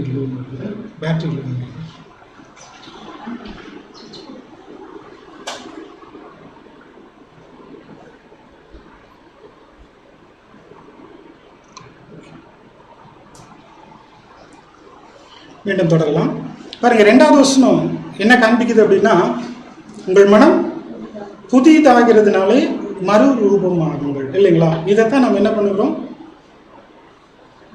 2 குவாலிஃபிகேஷன் தேவன் எதிர்பார்க்கிறார்னு பார்த்தோம், இல்லைங்களா? ஒரு புதிய மனம் உருவாகணும். அந்த புதிய மனத்தை பேஸாக வச்சு என்ன பண்ணணும், நம்முடைய அர்ப்பணிப்பை செய்யணும். அப்போ 2வது வசனம் சொல்லுது, உங்கள் மனம் புதிதாகிறதுனாலே. இது வரைக்கும் என்னுடைய சொந்த சித்தத்துக்காக உலக மனிதர்கள் போகிறபடி வாழ்ந்து கொண்டு இருக்கலாம். இப்பொழுது நான் என்ன நினைக்கிறேன், தேவனுடைய சித்தத்தின்படி ஜீவிக்க வேண்டும் என்று நினைக்கிறேன். அப்போ பார்த்தீங்கன்னா மனம் புதிதாகிறது. அடுத்து பார்த்தீங்கன்னா அப்படி புதிதான மனதை என்ன பண்ணுகிறோம், நம்ம ஜீவ பலியாய் ஒப்பு கொடுக்கணும், இல்லைங்களா? இதைத்தான் நம்ம பார்த்தோம். இப்போ இன்னொரு வசனம் கூட வாசிக்கலாம். அப்போஸ்தலர் 16:31. அதை வாசிக்கிறதற்கு முன்பதாக பாருங்க, அந்த பரிசுத்தமான ஒரு நிலைமையில இருந்து கொண்டு நம்முடைய ஜீவ பலிகள் நம்ம என்ன பண்ணணும், செலுத்தணும் அப்படின்ட்டு நம்ம பார்த்தோம். இந்த பேஸில் இல்லாமல் நம்முடைய பலியின் ஜீவியத்தில் ஏதாவது செய்ய முற்படுவோமே ஆனால் அந்த பலியில தேவன் என்ன பண்ணுறதுல அங்கீகரிப்பது இல்லை அப்படின்னு பார்த்தோம். ஸோ இந்த உணர்த்துதல், நாம் செய்வது பாவம் அப்படின்னு உணர்த்துதல் நமக்கு பார்த்தீங்கன்னா வேணும். ஒருவேளை அந்த உணர்வு நமக்குள்ள இல்லைன்னா பாவத்திற்காக மன்னிப்பு வேண்டி தினமும் தெய்வ சமூகத்தை நாடுகிறத விட்டுருவோம், இல்லைங்களா? அப்போ தெய்வ சமூகத்தை நாடுவதை விடுவோம்னு சொன்னோம்னா தொடர்ந்து நம்முடைய கணக்கில் என்ன ஆகும், பாவம் சேர்ந்துக்கிட்டே போகும். ஸோ பாவத்தோட பலி சாத்தியமில்லாத ஒன்று. வேதம் சொல்லுது, பாவிகளுக்கு தேவன் செவி கொடுப்பதில்லை. பாவிகளுடைய ஜபங்களுக்கே தேவன் செவி கொடுப்பதில்லைன்னா பாவிகளுடைய பலிகளை தேவன், இதைத்தான் யோவான் 14 ஆண்டவராக இயேசு கிறிஸ்து சொல்லுகிறார். வாசிக்க வேண்டாம், நமக்கு தெரிஞ்ச விஷயம்தான். பரிசுத்த ஆவியை தேற்றரவாளன்னு ஒரு உவமையை சொல்லுகிறார். சொல்லும்போது அந்த பரிசுத்த ஆவியோட முக்கியமான ஒரு ரோல் சொல்லுகிறார். பாருங்க, அவர் வந்து பாவத்தை குறித்தும் நீதி குறித்தும் நியாய தீர்ப்பு குறித்து என்ன பண்ணுகிறார், உலகத்தை கண்டித்து உணர்த்துகிறார் அப்படின்னு ஒரு வசனம் சொல்லு. இப்ப பாருங்க, பரிசுத்த ஆவி நமக்குள்ள வரும்போது நமக்குள்ள எப்படிப்பட்ட தெளிவு உண்டாகும், பாவம்னா இன்னது அப்படின்னு ஒரு தெளிவு உண்டாகும். அடுத்து நீதினா பாவம் தேவன் வெறுக்கிறது, நீதி தேவன் விரும்புகிறது. இதைத்தான் எபிரேயர் 1:9 வாசிக்கிறோம். கர்த்தருடைய சாயல் சொல்லி அவர் என்ன பண்ணார், நீதியை விரும்பி அக்கிரமத்தை வெறுத்து இருக்கிறார். ஆதலால் தேவனே, உம்முடைய தேவன் உம்முடைய தோழர்களை பார்க்கலும் உம்மை ஆனந்த தைலத்தினால் அபிஷேகம் பண்ணி இருக்கிறார். கர்த்தருடைய சாயல் ஒரு கேரக்டர் நம்ம என்ன பண்ணுவோம், வாசிக்கிறோம். அப்போ தேவனுடைய பரிசுத்த ஆவி நமக்குள்ள வாசமா இருந்தால் பாவம் என்னது, தேவனுக்கு பிரியமில்லாத பாவம் என்னதுன்ற ஒரு நாலேஜ் நமக்குள்ள உருவாகும். அடுத்து பார்த்தீங்கன்னா தேவன் எதிர்பார்க்கிற விரும்புகிற நீதி என்னதுன்னு தெரியும். ஸோ நீதி செய்வதை விட்டு பாவம் செய்யும் போது தேவனுடைய நியாய தீர்ப்பு எப்படி இருக்கும் அப்படின்ற விஷயத்தை நம்ம என்ன பண்ணலாம், புரிந்து கொள்ளலாம். யோவான் 16வது அதிகாரத்தில் வாட்சி பார்த்தீங்கன்னா அந்த வசனம் இருக்கு. இப்போ இந்த வசனத்தை வாசிக்கலாம். அப்போஸ்தலர் 16:31. அப்போஸ்தலர் 16ஆம் அதிகாரம் 31ஆம் வசனம். அதற்கு அவர்கள், கர்த்தராகிய இயேசு கிறிஸ்துவை விசுவாசி, அப்பொழுது நீயும் உன் வீட்டாரும் ரட்சிக்கப்படுவீர்கள் என்று சொல்லி. பாருங்க, அப்போஸ்தலர் பவுல் அவருடைய அருமையான ஒரு கவுன்சிலிங் நம்ம பார்க்குறோம். இந்த சிறைச்சாலை தலைவன் என்ன சொல்லுகிறார்? கர்த்தராகிய இயேசு கிறிஸ்துவை நீ என்ன பண்ணு? விசுவாசி, நீயும் உன் வீட்டாரும். இப்போ விசுவாசி மாத்திரம்தான் அப்போஸ்தலர் பவுல் சொல்லுகிறார். விசுவாசம் மாத்திரம் ரட்சிக்கப்படுவதற்கு போதும்னு சொல்றாரா? அப்போ ரட்சிக்கப்படுவீர்கள் சொல்றதை நம்ம எப்படி புரிந்து கொள்ளலாம்? விசுவாசித்தால் ரட்சிக்கப்படுவோம் புரிந்து கொள்ளலாமா? விசுவாசிக்கும் போது ரட்சிப்புக்குரிய பாதையில நம்ம என்ன பண்ணலாம்? கடந்து வரலாம். ரட்சிப்பை பெற்றுக்கொள்ள முடியாது. ரட்சிப்புக்குரிய பாதையில் நம்ம என்ன பண்ணலாம்? தேவனால நடத்தப்படலாம். ஸோ அந்த பாதையில நீ வரணும்னு சொன்னா ஃபர்ஸ்ட் ஆஃப் ஆல் நீ என்ன பண்ணணும்? கர்த்தராகிய இயேசு கிறிஸ்துவை விசுவாசி. நம்ம ஏற்கனவே பார்த்தோம் பாருங்க, தகுதிகள், தேவன் எதிர்பார்க்கிற தகுதிகள். அடுத்து அப்போஸ்தலனாகிய பேதுரு வசனம் சொல்லுகிறார் பாருங்க. அப்போஸ்தலர் 2:38. அப்போஸ்தலர் 2ஆம் அதிகாரம் 38ஆம் வசனம். பேதுரு அவர்களை நோக்கி, நீங்கள் மனம் திரும்பி ஒவ்வொருவரும் பாவ மன்னிப்புக்கென்று இயேசு கிறிஸ்துவின் நாமத்தினாலே ஞானஸ்தானம் பெற்றுக் கொள்வீர்கள், அப்பொழுது பரிசுத்த ஆவியின் வரத்தை பெறுவீர்கள். ஒருபடி மேல போய் ஒரு விஷயத்தை சொல்லுகிறார் பாருங்க. மனம் திரும்பி பாவ மன்னிப்புக்கு என்று இயேசு கிறிஸ்துவின் நாமத்தினாலே ஞானஸ்தானம் பெற்றுக்கொள்ளும், அப்பொழுது பரிசுத்த ஆவியின் வரத்தை பெறுவீர்கள். பரிசுத்த ஆவியின் வரம்னு சொன்னா எதை அடையாளப்படுத்தும்? ஆவியினால் ஜெனிப்பிக்கப்படுதல். நம்ம அதை தான் பார்த்துட்டு இருக்கோம் இல்லைங்களா? அப்போ மனம் திரும்பி ஞானஸ்தானம் பெற்றுக்கொள்ளும் போது ஆவியினால் ஜெனிப்பிக்கப்படுதலை நம்ம என்ன பண்ணுகிறோம்? தேவனால பெற்றுக்கொள்ளுகிறோம். இந்த இடத்துல ஒரு விஷயத்தை கட்டாயம் நம்ம என்ன பண்ணணும்? சொல்லி ஆகும். ஞானஸ்தானத்துக்கும் ஆவியினால் ஜெனிப்பிக்கப்படுதலுக்கும் என்ன சம்பந்தம்? இந்த விஷயத்தை கட்டாயம் நம்ம என்ன பண்ணணும்? பார்த்தே ஆகும் இல்லைங்களா? பாருங்க, அப்போஸ்தலனாகிய பேதுரு காண்பிக்கிறார். ஞானஸ்தானம் பெற்ற உடனே அவங்க என்ன பண்ணுறாங்க? பரிசுத்த ஆவியின் வரத்தை பெற்றுக்கொள்ளுகிறார்கள். ஞானஸ்தானம் பெற்ற உடனே ஆவியினால் ஜெனிப்பிக்கப்படுதல் சம்பவிக்குதுன்னு சொல்லுகிறார். ஒரு சில கேசஸ்ல பார்த்தீங்கன்னா இது ரொம்ப லேட்டாக சம்பவிக்கும். ஒரு சில கேசஸ்ல பார்த்தீங்கன்னா ஞானஸ்தானத்துக்கு முன்பதாகவே இந்த விஷயம் சம்பவிக்கும், இந்த தெய்வீக அம்சம் சம்பவிக்கும். வசனம் வாசிக்கலாம் பாருங்க. அப்போஸ்தலர் 8:14 முதல் 17 வரை. அப்போஸ்தலர் 8ஆம் அதிகாரம் 14 முதல் 17 வசனங்கள். சமாரியர் தேவ வசனத்தை ஏற்றுக்கொண்டதை எருசலேமில் உள்ள அப்போஸ்தலர்கள் கேள்விப்பட்டு பேதுருவையும் யோவானையும் அவர்களிடத்தில் அனுப்பினார்கள். இவர்கள் வந்த பொழுது அவர்கள் ஒருவனும் பரிசுத்த ஆவியை பெறாமல் கர்த்தராகிய இயேசுவின் நாமத்தினாலே ஞானஸ்தானத்தை மாத்திரம் பெற்றவர்களாக கண்டு அவர்கள் பரிசுத்த ஆவியை பெற்றுக்கொள்ளும்படி அவர்களுக்காக ஜெபம் பண்ணி அவர்கள் மேல் கைகளை வைத்தார்கள். அப்பொழுது அவர்கள் பரிசுத்த ஆவியை பெற்றார்கள். பாருங்க, தேவ வசனத்தை விசுவாசித்தாங்க, ஏற்றுக்கொண்டாங்க. கர்த்தராகிய இயேசு கிறிஸ்துவின் நாமத்தினால என்ன பண்ணியிருக்கிறாங்க? ஞானஸ்நானமும் பெற்றிருக்கிறாங்க. ஆனா தேவனுடைய பரிசுத்த ஆவியை என்ன பண்ணல? பெற்றுக்கொள்ளவில்லை. ஆவியினால் ஜெனிப்பிக்கப்படவில்லை. பேதுருவும் யோவானும் போய் அவங்க மேல கை வச்சாங்க. அன்னைக்கு தேவன் அப்படிப்பட்ட ஒரு வரத்தை அவங்களுக்கு கொடுத்துருந்தாரு. அவங்க கை வைக்கிற போது பரிசுத்த ஆவியை தேவன் என்ன பண்ணுவார்? தருவார். அப்ப கை வைக்கும் போது ஆவியினால் ஜெனிப்பிக்கப்படுகிற ஒரு அம்சம் அவங்களுக்குள்ள என்ன ஆகுது? நிறைவேறும். இப்போ ஞானஸ்தானம் பெற்று வெகு நாட்கள் ஆன பிறகும் ஆவியினால் ஜெனிப்பிக்கப்படாத ஒரு நிலைமையில ஒரு மனிதன் இருக்கக்கூடும். அவங்க வசனத்தை விசுவாசித்திருக்கலாம், வசனத்தை ஏற்றுக்கொண்டவர்களாக இருக்கலாம். ஆனா ஆவியினால் ஜெனிப்பிக்கப்படுதல் அவர்களுக்குள்ள நிகழ்ந்திருக்க வாய்ப்பில்லை. இன்னொரு வசனம் கூட வாசிக்கலாம் பாருங்க. அப்போஸ்தலர் 10ஆவது அதிகாரம் வசனம் 44. அப்போஸ்தலர் 10ஆம் அதிகாரம் 44ஆம் வசனம். இந்த வார்த்தைகளை பேதுரு பேசிக் கொண்டிருக்கையில் வசனத்தை கேட்டவர்கள் யாவர் மேலும் பரிசுத்த ஆவி இறங்கினார். தொடர்ந்து நம்ம வாசிச்சு பார்த்தோம்னா அதற்கு பிறகுதான் என்ன பண்ணியிருக்கிறாங்க? தண்ணீர் இருக்கும்போது ஞானஸ்தானத்தை விளக்கலாமான்னு சொல்லிட்டு என்ன பண்ணியிருக்காங்க? ஞானஸ்தானம் பெற்றிருக்கிறாங்க. அப்ப முதலாவது என்ன சம்பவித்தது? தேவனுடைய வார்த்தையை கேட்டுக்கொண்டிருக்கும் போதே அந்த ஆவியினால் ஜெனிப்பிக்கப்படுதல் அம்சத்தை அவங்க என்ன பண்ணியிருக்கிறாங்க? தேவனிடத்திலிருந்து பெற்றுக்கொண்டு இருக்கிறாங்க. அதற்கு பிறகு அவங்க என்ன பண்ணியிருக்கிறாங்க? தண்ணீர்னால் மூழ்கி ஞானஸ்தானம் இல்லைங்களா? ஸோ அப்போ பார்த்தீங்கன்னா இன்னும் ஒரு சில கேசஸ்ல ஞானஸ்தானம் எடுத்திருக்கலாம், ரொம்ப காலம் ஆயிருக்கலாம், ரொம்ப காலம் ஆயிருக்கலாம். ஆனா ஆவியினால் ஜெனிப்பிக்கப்படுதுன்றது அவங்களுக்குள்ளார நிகழ்ந்து இருக்க முடியாத ஒரு சில கேசஸ் கூட இருக்கு. அதெல்லாம் ரொம்ப டேஞ்சரான விஷயம். அதுக்குள்ள நம்ம ஒருபோது போக வேண்டாம். ஏன்னா நம்ம எல்லாத்தையும் ஆவியினால் ஜனிப்பிக்கப்பட்டிருக்கிறோம் என்ற விசுவாசத்துக்குள்ளார இருக்கிறபடினால் அதை நம்ம என்ன பண்ணலாம், விட்டுறலாம். ஸோ அப்போ ஞானஸ்தானத்துக்கும் ஆவியினால் ஜனிப்பிக்கப்படுதலுக்கும் என்ன தொடர்பு அப்படின்றத நம்ம பார்த்துடலாம். சரிங்களா? இப்போ நம்ம எல்லாம் யாருன்னு கேட்டால் நம்ம என்ன பதில் சொல்லுவோம்? புது சிருஷ்டி இல்லைங்களா? வேற ஏதாவது? வேதம் மாணவர்கள் இல்லைங்களா? வேதமே ஆனவர்கள் இல்லைங்களா? Okay, right. அடுத்து பார்த்தீங்கன்னா நம்ம யாவரும் முழு இருதயத்தோடு நம்முடைய வாழ்க்கையை தேவனுக்கு என்று தத்தம் செய்திருக்கிறோமா அப்படின்னு ஒரு கேள்வி கேட்டால் என்ன சொல்லுவோம்?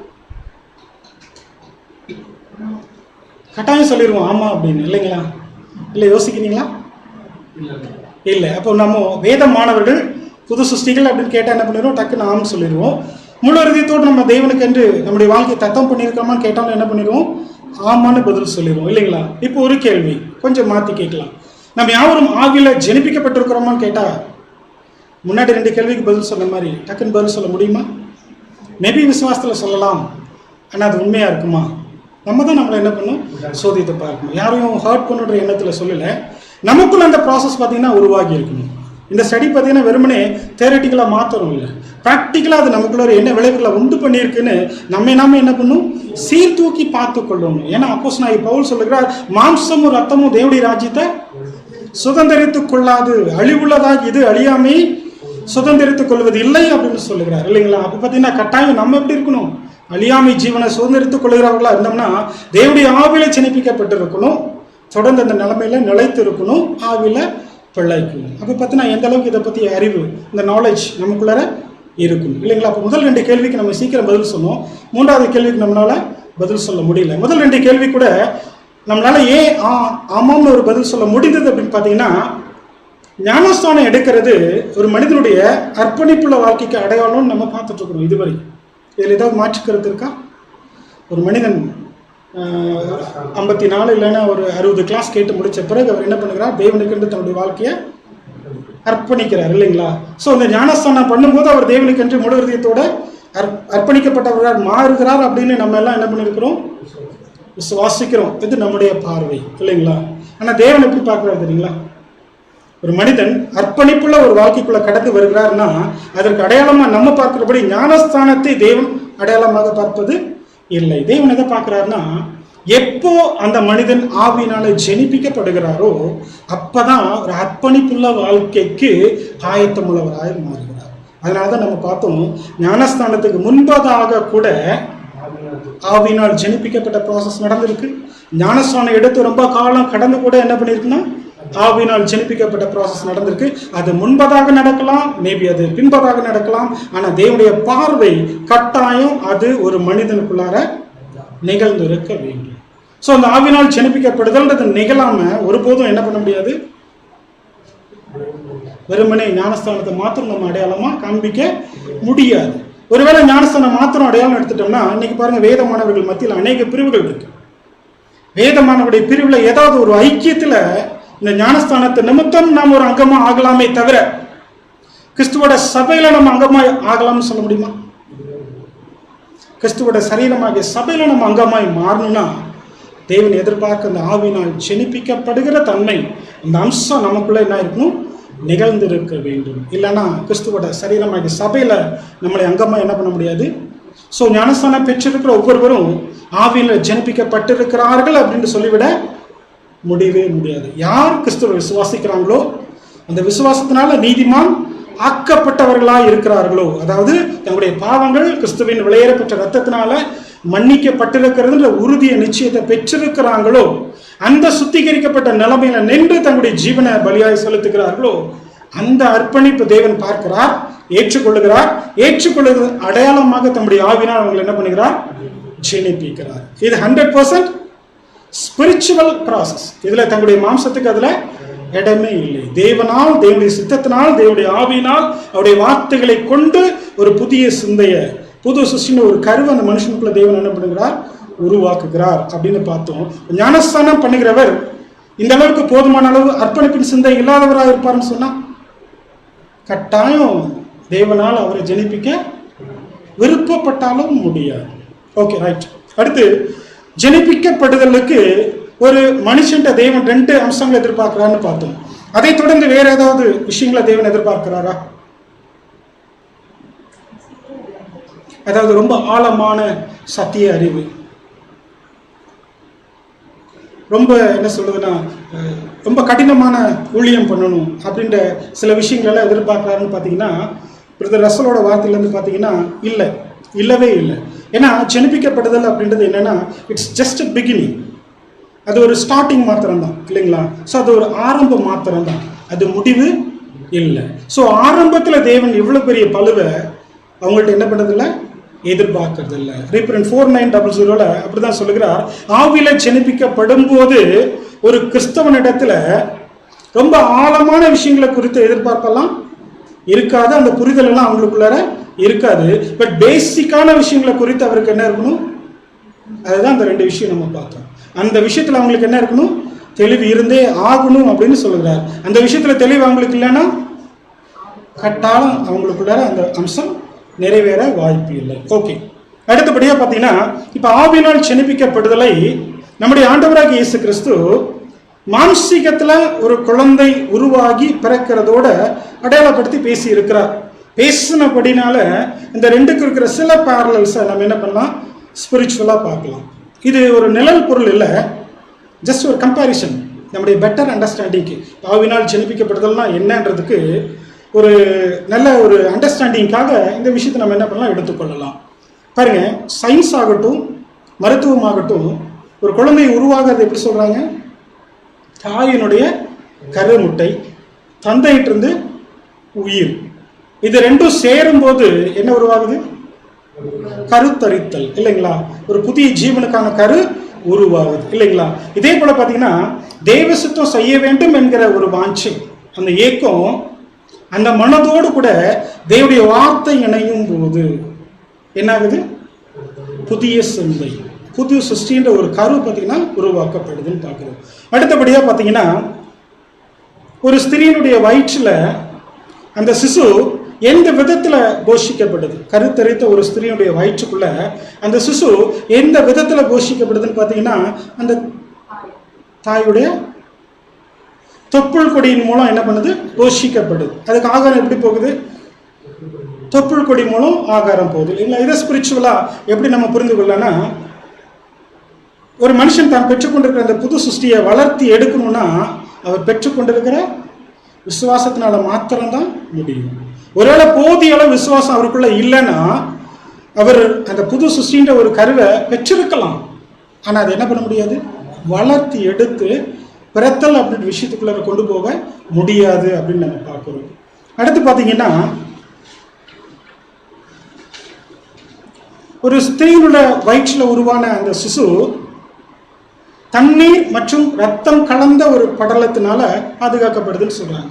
பனிக்குடம் அப்படின்னு கூட என்ன பண்ணுவாங்க, சொல்லுவாங்க. அதே போல புது சிருஷ்டி தண்ணீர் மற்றும் ரத்தத்தினால பாதுகாக்கப்படுது. தண்ணீர் எதுக்கு அடையாளம் எடுத்துக்கலாம், சத்தியத்துக்கு அடையாளம் எடுத்துக்கலாம். ரத்தம் எதுக்கு அடையாளம் எடுத்துக்கலாம், ஈடுபலி இல்லைங்களா, கர்த்தருடைய ஈடுபலிக்கு அடையாளம். ஸோ சத்தியம், எஸ்பெஷலி ஈடுபலியின் மேல வைத்திருக்கிற ஒரு விசுவாசம், நம்பிக்கை, இதனால அந்த உருவான கரு, அந்த புது சிருஷ்டி பாதுகாக்கப்படுது. அதாவது இன்னொரு வார்த்தையில் சொல்லணும்னா, நீதிமான் ஆக்கப்பட்ட நிலைமையில் அவங்க என்ன பண்றாங்க, தங்கி தரித்திருக்கிறாங்க, காத்து கொள்ளுகிறாங்க அப்படின்னு நம்ம பார்க்கிறோம்.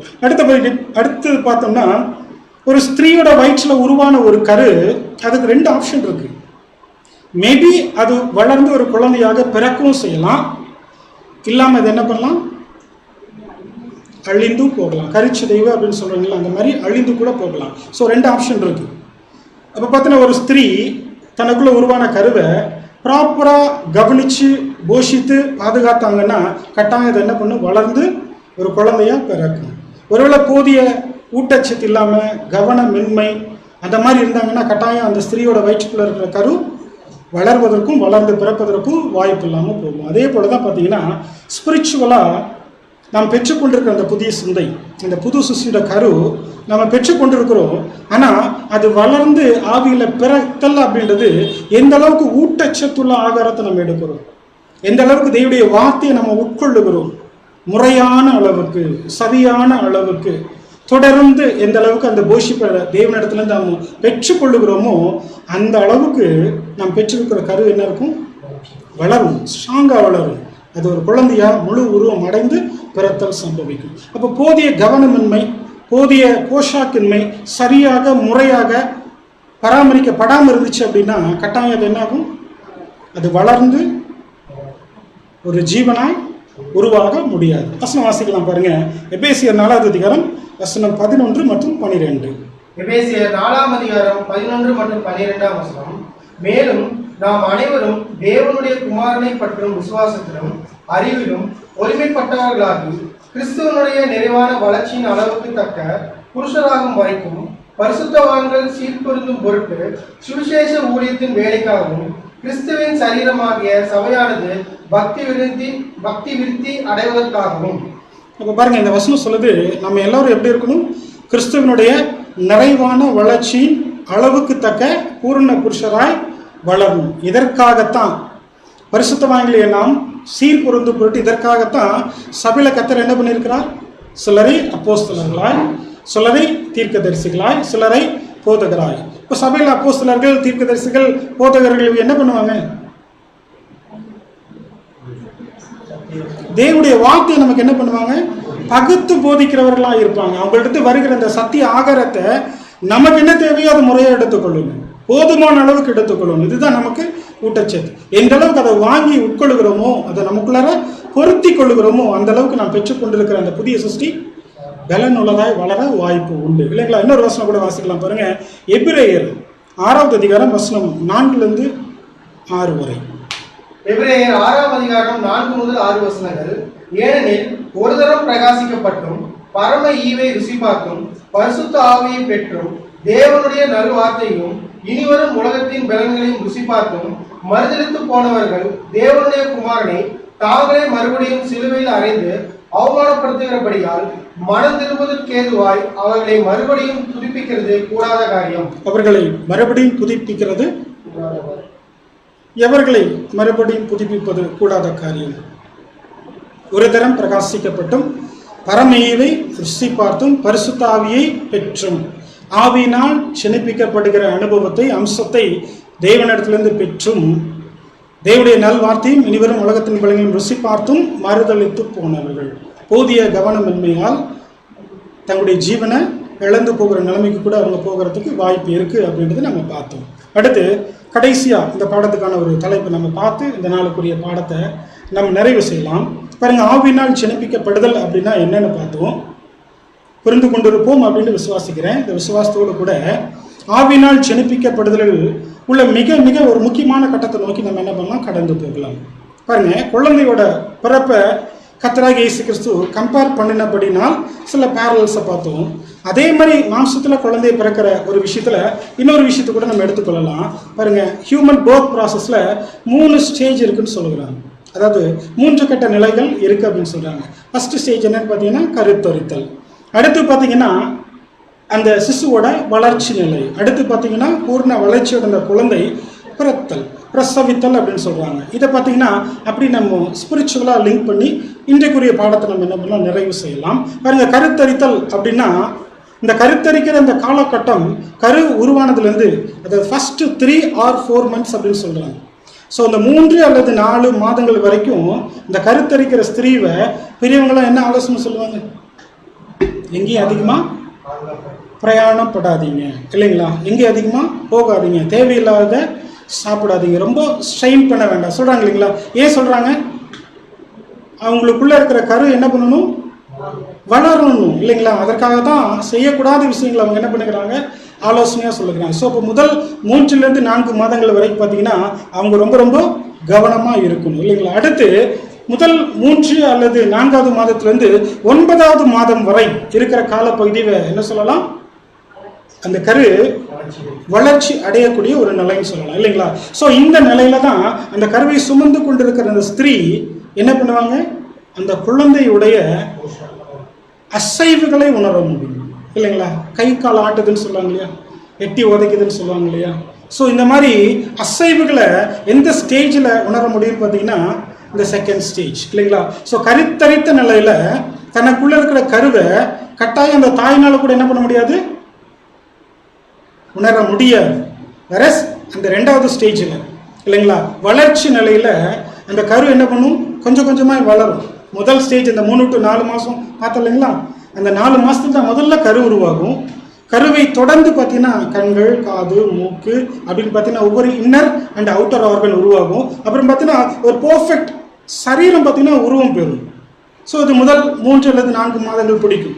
ஸோ இந்த வளர்ச்சி அடைந்த குழந்தை தான் இன்னும் அதிகமாக வளர்ச்சி அடையும் போது தன்னுடைய கைகளை கால்களை என்ன பண்ணும், அசைக்கும். இந்த அசைவு அவங்களுக்கு தெரியும் போது தான் அந்த இன்னொரு விதத்தில் கூட அது என்ன சொல்லுவாங்கன்னா துடிப்போடு இருக்குது, குழந்தை துடிக்குதான்னு கேட்குறாங்க இல்லையா, உயிரோட்டமாக இருக்கான்னு கேட்குறாங்க இல்லைங்களா. ஸோ அப்போ இதை வைத்து கண்டுபிடிச்சிடுவாங்க நமக்குள்ள இருக்க குழந்தை எப்படி இருக்குது, பர்ஃபெக்டாக இருக்குது அப்படின்னு கண்டுபிடிச்சிருவாங்க. ஸோ அந்த ஃபர்ஸ்ட் ஸ்டேஜில் கருத்தரித்தல் ஸ்டேஜில் கட்டாயம் இது என்ன பண்ண முடியாது, ஒருத்தரால் உணர்ந்து கொள்ள முடியாது. ஐ மீன் கருத்தரித்த தாயால் கூட என்ன பண்ண முடியாது, உணர முடியாது. ஆனால் 2வது ஸ்டேஜில் பெற்றுக்கொள்ளலாம். இதை நம்ம எப்படி பார்க்குறோன்னா, அந்த கரு உயிரோடு இருக்கா துடிப்போடு இருக்கா அப்படின்றத சில அசைவுகள் சில நகர்வுகள் மூலம் அந்த தாயினால் என்ன பண்ண முடியும், கண்டுபிடிக்க முடியும். இந்த பாயிண்ட்டை மட்டும் நம்ம எடுத்துக்கொள்ளலாம்.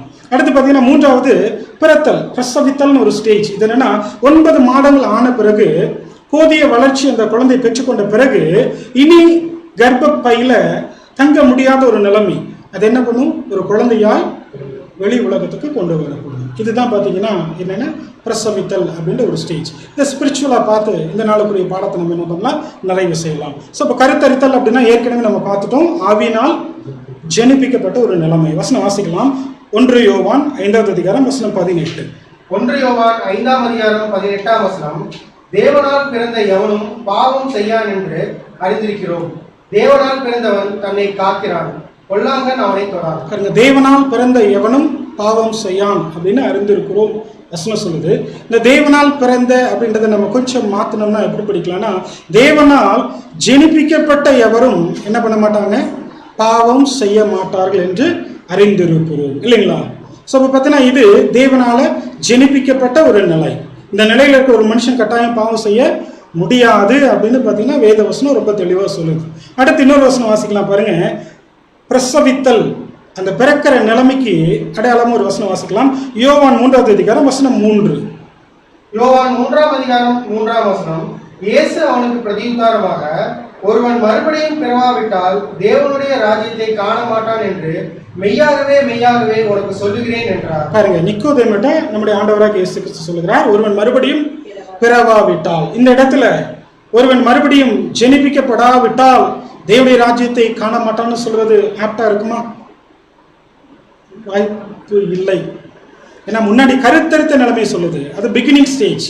இந்த பிகினிங் ஸ்டேஜை வசனத்தை சொல்லுது, தேவனால் ஜெனிப்பிக்கப்பட்ட மனிதன் பாவம் செய்ய மாட்டான் இல்லைங்களா. இங்கே கர்த்தர் சொல்லுகிறார், ஒருவன் மறுபடியும் பிறவாவிட்டால். இது குறிக்குது பிரசவிக்கிற ஸ்டேஜை குறிக்கும். போதிய வளர்ச்சி அடைந்த குழந்தை கர்ப்பப்பையிலிருந்து வெளிவரக்கூடிய ஒரு நிகழ்வை குறிக்கும். அப்போ கர்த்தருடைய சாயலுக்கு ஒப்பாய் பூர்ண வளர்ச்சி அடைந்த அந்த புது சிருஷ்டி இனி மாம்சத்துல இருக்கக்கூடாமல், மாம்சத்தை தங்க முடியாமல் ஆவிக்குரிய ஒரு பிறப்பை எடுக்கக்கூடிய ஒரு விஷயம் இல்லைங்களா. ஸோ இப்போ இந்த இடத்துல எதனால நமக்கு ஒரு சின்ன தடுமாற்றம் வருதுன்னு பார்த்தீங்கன்னா, ரெண்டுமே பிறத்தல்னு வருது. அந்த 2 வார்த்தைக்கும் ஒரே பதம் தான் கிரேக்கத்தில் சொல்லப்பட்டிருக்கு, சின்னோவா அப்படின்னு சொல்றது. ஸோ தமிழில் கருத்தரித்தல்னா நமக்கு புரியுது, பிரசவித்தல்னா நமக்கு புரியுது. ஆனால் கிரேக்கத்தில் 2க்கும் ஒரே வார்த்தை சொன்னங்காட்டி நம்மளால என்ன பண்ண முடியல, புரிந்து கொள்ள முடிவதில்லை இல்லைங்களா. அப்போ பார்த்தீங்கன்னா கருத்தரித்தலுக்கும் கிரேக்கத்தில் என்ன சொல்லியிருக்கு, சின்னோவா இல்லைங்களா. பிரசவித்தல் பிறக்கிறதுக்கும் என்ன சொல்லியிருக்கு. ஸோ இது வரக்கூடிய இடத்துக்கு தகுந்த மாதிரி நம்ம என்ன பண்ணணும், புரிந்து கொள்ளணும். அப்போ ஆவியில ஜெனிப்பிக்கப்பட்டால் மாத்திரம் போதும் தேவனுடைய ராஜ்யத்தில் நம்ம பிரவேசித்து விடலாம் அப்படின்னு இந்த வசனத்தை சொன்ன மாதிரி எடுத்துட்டோம்னா, ஸ்பிரிட் பிக்கெட்டில் மாத்திரம் போதுமா தேவனுடைய ராஜ்யத்துக்குள்ள போறதுக்கு? அப்போ கர்த்தருடைய சாயல் ஸ்பிரிட் பிக்கெட்டில் உருவாக வாய்ப்பு இருக்கா? அது வெறும் பிகினிங் அப்படின்னு பார்த்தோம். அந்த இடத்துல போதிய ஆழமான அறிவு தேவன் எதிர்பார்க்கறது இல்லை, பேசிக் சென்ஸ் இருந்தால் போதும் அப்படின்றத பார்த்தோம். அது எப்படி கடைசி பிறத்தல் நிலைமைக்கு கம்பேர் பண்ணி சொல்ல முடியும்? ஸோ அப்போ இந்த இடத்துல கர்த்தர் இயேசு மறுபடியும் பிறவாவிட்டான்னு சொல்றது முழு வளர்ச்சி அடைந்து கர்த்தருடைய சாயலுக்கு பாய் ஆவியில பிறக்காவிட்டால், ஸோ கருத்தரித்த கரு முழுமையாய் வளர்ந்து ஆவியில பிறக்காவிட்டால் அவங்களால என்ன பண்ண முடியாது, தேவனுடைய ராஜ்யத்தை காண முடியாது அப்படின்னு பார்த்தோம். இந்த இடையில இருக்க அந்த வளர்ச்சி நிலை, ஒரு கரு உருவாகுது பிறக்குது, இது 2 ஸ்டேஜுக்கு இடையில இருக்கிற நிலைமை தான் வளர்ச்சி அடையக்கூடிய நிலை. இந்த நிலை தான் பார்த்தீங்கன்னா ரொம்ப ரொம்ப ரொம்ப முக்கியமான ஒரு நிலை. ஜெனிப்பிக்கப்பட்ட கரு படிப்படியாய் வளர்கிற ஒரு நிலை. கர்த்தருடைய சாயலுக்கு ஒப்பாய் கொஞ்சம் கொஞ்சமாய் புது சிருஷ்டி ரூபம் பெறக்கூடிய ஒரு நிலை இல்லைங்களா? ஸோ இதை மருத்துவ உலகமும் சரி விஞ்ஞானமும் என்ன சொல்றாங்கன்னா, இந்த ப்ராசஸ்க்கு என்ன ஒரு பேர் சொல்றாங்கன்னா குயிக்கனிங் அப்படின்னு சொல்லுகிறாங்க. குயிக்கனிங் ப்ராசஸ் அப்படின்னு சொல்லுகிறாங்க. அதாவது உருவான கரு போதிய வளர்ச்சி, ஒரு குழந்தையாய் ஒரு வளர்ச்சி அடைஞ்ச பிறகு அது தன்னுடைய கை கால்களை அசைக்குது பாருங்க, அந்த உயிரோட்டம் உள்ள துடிப்புள்ள ஒரு நிலைவை என்ன சொல்லுகிறாங்க, குயிக்கனிங் ப்ராசஸ் அப்படின்னு சொல்லுகிறாங்க. இந்த வேதம் என்ன சொல்லுதுன்னு பார்த்தீங்கன்னா ரோமர் 8வது அதிகாரம் வசனம் 11. ரோமர் 8ஆம் அதிகாரம் 11ஆம் வசனம், அன்றியும் இயேசுவை மரித்தோரிலிருந்து எழுப்பினவருடைய ஆவி உங்களில் வாசமாய் இருந்தால் கிறிஸ்துவை மரித்தோரிலிருந்து எழுப்பினவர் உங்களில் வாசமாய் இருக்கிற தம்முடைய ஆவியினாலே சாவுக்கு ஏதுவான உங்கள் சரீரங்களையும் உயிர்ப்பிக்கிறார். உங்களில் வாசமா இருக்கிற தம்முடைய ஆவியினாலே சாவுக்கு ஏதுவான உங்கள் சரீரங்களை உயிர்ப்பிப்பார். தேவன் அவருடைய ஆவியினால நம்மளை என்ன பண்ணுகிறார், உயிர்ப்பிக்கிறார், உயிர் ஊட்டுகிறார். இந்த உயிர் ஊட்டுகிற ப்ராசஸ் தான் என்ன சொல்லுகிறாங்க, குயிக்கனிங் ஆஃப் த ஸ்பிரிட் அப்படின்னு சொல்லுகிறாங்க. நம்முடைய மூத்த சகோதரர் பார்த்தீங்கன்னா எங்கெங்கெல்லாம் ஆவினால் ஜெனிப்பிக்கப்படுதல் நிலை குறித்து பேசுகிறார்களோ அங்கெல்லாம் அதை தொடர்ந்து என்ன பண்ணுகிறார், குயிக்கனிங் ஆஃப் த ஸ்பிரிட் அப்படின்னு சொல்லுகிற இந்த நிலைமையை குறித்து என்ன பண்ணுகிறார், பேசுகிறார். அப்போ ஆவினால் ஜெனிப்பிக்கப்படுதல் மாத்திரம் போதுமானதல்ல, தொடர்ந்து அந்த நிலைமை அவர்களுக்குள்ளார தக்க வைக்கப்பட வேண்டும். அவங்களுக்குள்ள உருவான அந்த புது சிருஷ்டின்ற கரு உயிரோடு இருக்கா இல்லையா அப்படின்னு பீரியாடிக் செக்அப் அவங்களுக்குள்ளார வேணும். அந்த துடிப்பு, அந்த அசைவுகள், அந்த நகர்வுகள் அவங்களுக்கு வேணும். அதையும் நம்ம என்ன பண்ணணும், செக் பண்ணி பார்க்கணும்னு சொல்லுகிறார் இல்லைங்களா? ஸோ இந்த அசைவுகளை, இந்த நகர்வுகளை ஸ்பிரிச்சுவலாக நம்ம என்ன சொல்றோம்னா விட்னஸ் ஆஃப் த ஸ்பிரிட் பிகட்டல் or evidences of the spirit பிகட்டல். ஒருவர் ஆவியில ஜெனிப்பிக்கப்பட்டிருக்கிறார்களா அப்படின்னு கேட்டோம்னா அந்த கேள்விக்கு அவங்களால பதில் சொல்ல முடியலனாலும் ஆவியினால் ஜெனிப்பிக்கப்பட்ட ஒருவரிடத்தில் சில அறிகுறிகள் தென்படும் அப்படின்னு வேதம் சொல்லுது. நம்முடைய மூத்த சகோதரர் எழுதியிருக்கிறார். அப்ப அந்த அறிகுறிகள் ஒரு மனிதனிடத்தில் தென்படுவதை காணும் போது கட்டாயம் ஆவியில ஜெனிப்பிக்கப்பட்டதை புரிந்து கொள்ள முடியாமல் இருந்தாலும் இந்த எவிடன்சஸ் அவருக்குள்ள காணப்படுமே, ஆனால் தான் ஆவியினால் ஜெனிப்பிக்கப்பட்டிருக்கிறோம் என்பதை அவரால் என்ன பண்ண முடியும், கட்டாயம் புரிந்து கொள்ள முடியும். டைரக்டா அந்த கேள்விக்கு பதில் சொல்ல முடியலனாலும் இந்த 2வது ஸ்டேஜ், வளருகிற ஸ்டேஜ், பெற்றுக்கொண்ட கரு கொஞ்சம் கொஞ்சமா வளரும் போது அது எப்படி கையை காலை ஆட்டி உதைக்குதோ அந்த மாதிரி சில ஸ்பிரிச்சுவல் நகர்வுகள், அசைவுகள் தேவனுக்கு ஏற்றபடி நமக்குள்ள உருவாக்கப்படும்.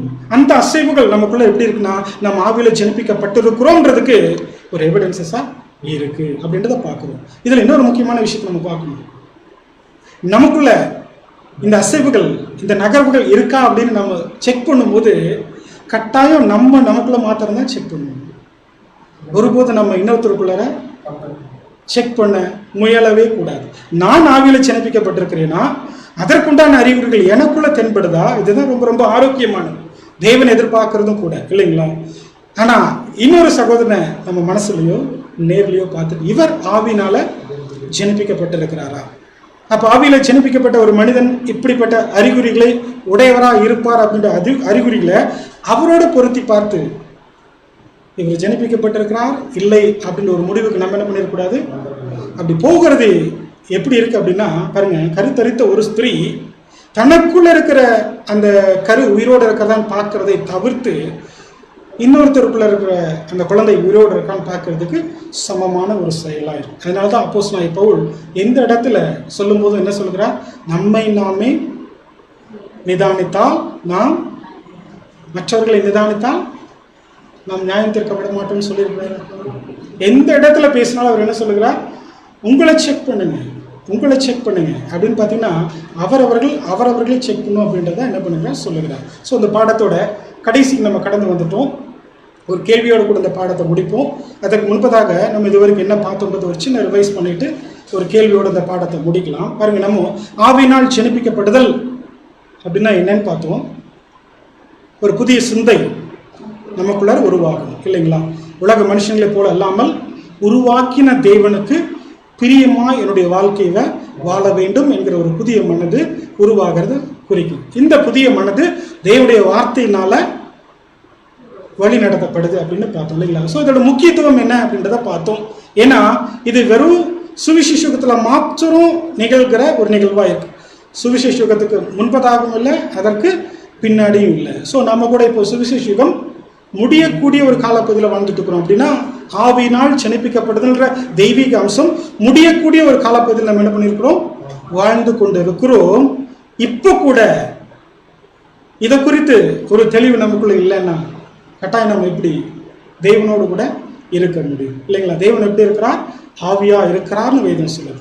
ஸோ நம்மளும் அந்த ஸ்பிரிட் ஸ்டேட்டஸ்க்கு போகலைன்னு சொன்னால் தேவனோடு கூட ஐக்கியம் கொள்ள முடியவே முடியாது இல்லைங்களா? அடுத்தபடியே நம்ம என்ன பார்த்தோம்னா, ஆவியில ஒருவர் ஜனிப்பிக்கப்படுவதற்கு ஏதாவது தகுதிகளை தேவன் எதிர்பார்க்கிறாரா அப்படின்றத நம்ம என்ன பண்ணோம் பார்த்தோம்.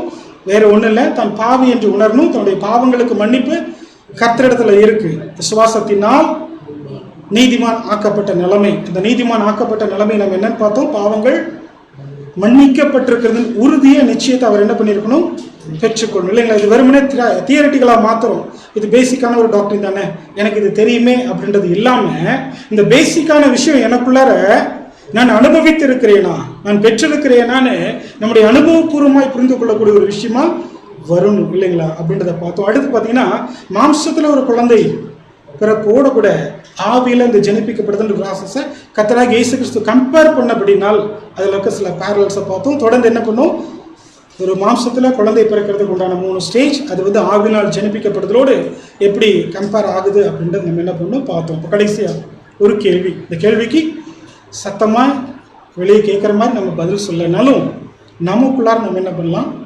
கட்டாயம் இந்த கேள்விக்கு பதிலை கண்டுபிடிக்க முயற்சி செய்யணும் இல்லைங்களா? சிம்பிள் தான், அதே கேள்வி தான். நம்ம ஆவியில் ஜனிப்பிக்கப்பட்டு இருக்கிறோமா? நாம் வேத மாணவர்கள்லாம் கேட்டால் என்ன பண்ணுவோம், ஆமான்னு சொல்லுவோம். முழு ஹிருதயத்தோடு தேவனுக்கு நம்முடைய வாழ்க்கையை தத்தம் செய்து கொண்ட வகுப்பாரான்னு கேட்டால் என்ன பண்ணுவோம், கட்டாயம் ஆமான்னு சொல்லுவோம். உலகத்திலேருந்து பிரித்தெடுக்கப்பட்ட ஜனமான்னு கேட்டால் கட்டாயம் ஆமான்னு சொல்லுவோம். தேவனுடைய ஊழியம் செய்ய விருப்பமுள்ள ஜனமான்னு கேட்டால் என்ன பண்ணுவோம், ஆமாம். இதெல்லாம் கேள்விக்கு ஆமான்னு சொன்ன நம்மளால நாம் ஆவியில் ஜனிப்பிக்கப்பட்டிருக்கிறோமான்ற ஒரு கேள்வியை கூட செய்து கேட்டோம்னா உறுதியா தீர்மானமா ஆமாம்னு சொல்ல முடியுதா? பதில் சொல்லனாலும் இந்த பதில் நம்ம என்ன பண்ணணும், தெரிந்து வைத்துக் கொள்ளணும். அடுத்து ஒரு கேள்வி, ஆவியினால ஜனிப்பிக்கப்பட்ட நம்ம ஆவியில பிறப்போமா? ஒருவேளை நம்மளை பயன்படுத்துறதுக்காக இந்த விஷயத்தை நான் சொல்லலை.